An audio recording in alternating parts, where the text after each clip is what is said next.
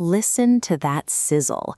That is the sound of perfectly caramelized honey garlic glaze bubbling on a hot, flaky cut of salmon. By early July, streets and backyards across the country are packed for Canada Day. And if you want to capture the iconic flavors of this celebration on a plate, you need three specific things: fresh seasonal vegetables, sweet maple syrup, and wild-caught salmon.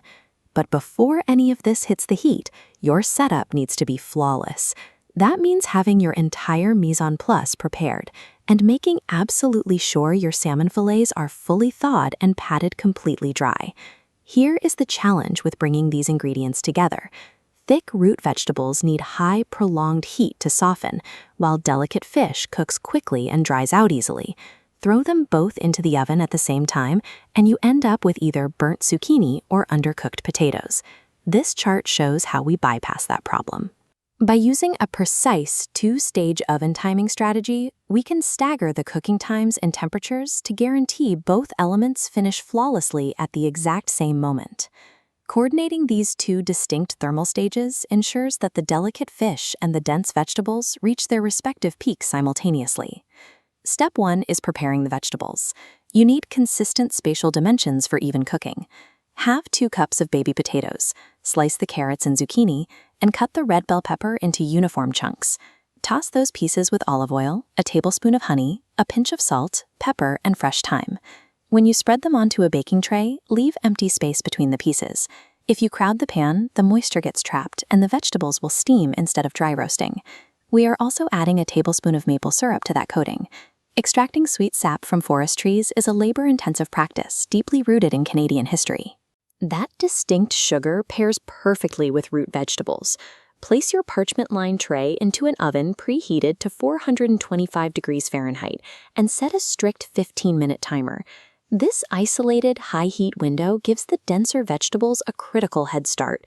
It builds strong, caramelized edges while keeping the interiors firm and intact.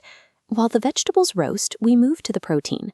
Wild salmon runs have served as an economic lifeline and a cornerstone of coastal diets in this region for generations. To honor that, we are building a robust marinade. In a bowl, combine 3 tablespoons of honey, 2 tablespoons of soy sauce, and 2 tablespoons of Dijon mustard. Add minced garlic, lemon juice, and a teaspoon of grated ginger. Your goal here is to whisk aggressively. The mechanical force breaks down the liquids so they can bond. You are looking for a chemical shift where the distinct ingredients completely emulsify into a thick, cohesive, unified glossy syrup. Now take your 4 thawed salmon fillets. Use a paper towel to pat them until the surfaces are completely dry. If there is leftover water on the fish, the oil in your marinade will repel it, and the glaze will slide right off during cooking. Brush the marinade generously over each fillet. When placing them on a lined baking tray, leave plenty of room between each cut so the convective heat can circulate evenly around the sides. Combining a bone-dry surface with a properly emulsified marinade locks the sugars onto the fish. You get a sticky, caramelized crust instead of a watery runoff in your pan. Once your 15-minute timer goes off, pull the vegetables out of the oven and flip them. This ensures the undersides brown evenly. This chart shows the critical adjustment. Before the vegetables go back in, you must immediately drop the heat from 425 to 400 degrees. The lower ambient temperature gently bakes the salmon for 12 to 15 minutes, while the vegetables safely finish caramelizing without burning. While the oven does the work, you can prepare an optional finishing glaze. Warm 2 tablespoons of honey, a tablespoon of butter, and a pinch of chili flakes in a small pan. Keep the heat very low so you do not scorch the sugars. Dropping the heat midway through balances the high temperature requirements of the vegetables against the gentle baking needed for the salmon. Look closely at this image. This is the physical flake test, and it is your ultimate metric for doneness.